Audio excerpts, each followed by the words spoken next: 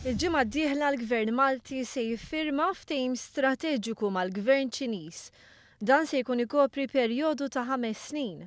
Ħabbar dan il-Prim Ministru Joseph Muscat waqt li kien qed jindirizza business breakfast. Since the understanding reached with the Premier of the State Council of China in September last year, basically the Prime Minister, government representatives have pursued discussions on how the two countries can collaborate in a strong manner for the years to come. And I am pleased to announce today that those lengthy discussions have fruitfully resulted in the drawing up of a groundbreaking Memorandum of Understanding, which I will be signing next week in Beijing. Is-setturi li dwarhom se jsir ftehim bejn Malta u ċ-Ċina huma diversi, fosthom dak tal-enerġija, is-servizzi finanzjarji, informazzjoni u teknoloġija, riċerka u innovazzjoni, il-bioteknoloġija, is-saħħa, l-edukazzjoni, l-kultura, l-isport u t-turiżmu.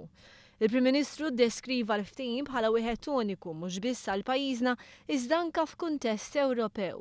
Ftehim li se jbiddel il-perspettiva internazzjonali dwar Malta.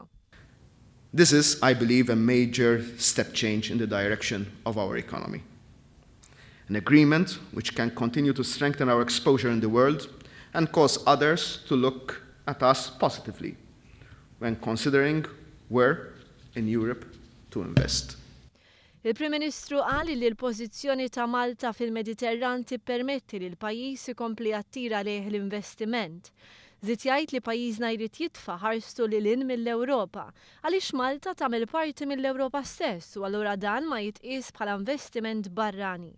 Fejn jidħol il-potenzjal ta' negozju mas-swieq barranin, pajjiżna jeħtieġ ikun pionieru mhux isegwi fuq il-passi ta' ħaddieħor, sostna il-Prim Ministru.